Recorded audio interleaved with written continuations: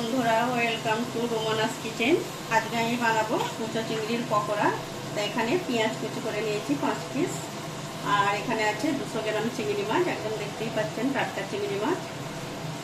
আর এখানে কাঁচা মরিচ কুচি নিয়েছি, ধনেপাতা কুচি নিয়েছি, রসুন পেস্ট করা আছে, আর বেসন আছে। তারপরে আমি কি কি মশলা দিই আপনারা আরও একটু দেখতে থাকুন।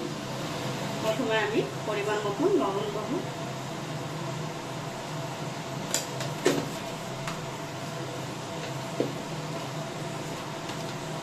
হলুদ গুঁড়ো দেব 1 চামচ,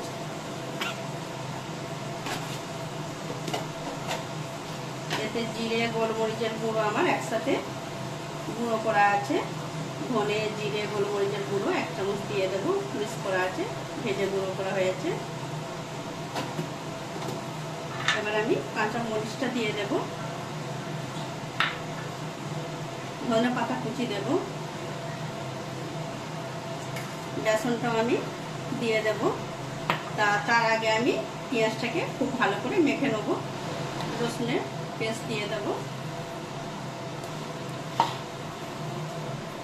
খুব সুন্দর করে আগে আমি মাখিয়ে নেব পেঁয়াজটা, তবে নরম হবে।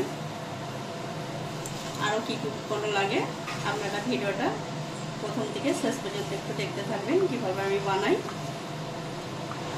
তা আমি এবার বেসনটা দিয়ে দেব, খুব বেশি দেবো না, যতটা লাগবে ততটাই দেব।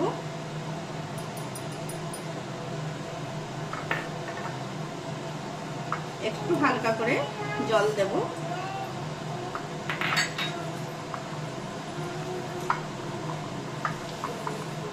পেঁয়াজের সাথে বেসনটাও খুব ভালো করে মাখিয়ে নিতে হবে। এবার আমি 1 বাটি চিংড়ি মাছ আছে দিয়ে দেব। এটা 200 গ্রাম চিংড়ি মাছ আপনাদের বলেই দিয়েছি। এটাকেও খুব সুন্দর করে আমি মাখিয়ে নেব।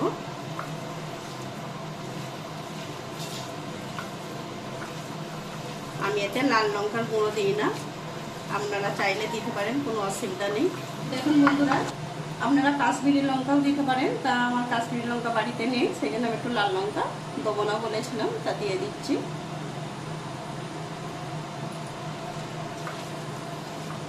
তবে কালারটা একটু আসবে, কাশ্মীরি লঙ্কা হলে কালারটা খুব সুন্দর আসে, কিন্তু দুঃখের বেশি আমার বাড়িতে নেই।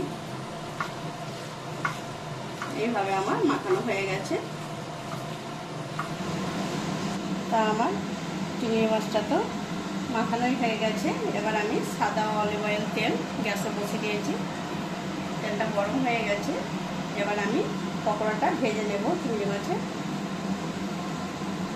আর দেখুন বন্ধুরা, খুব বড় বড় করবো না, ছোট ছোট করবো, মুচমুচে হলে খেতে একদম ভালো লাগবে। তেলটা আর একটু হবে। প্রত্যেক পকোড়াগুলো আমি এইভাবেই দিয়ে দেবো।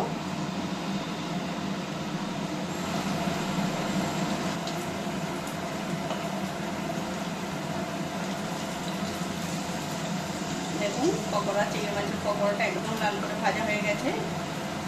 এবার আমি তুলে নেব, সব পকোড়াগুলো আমি তুলে নেব।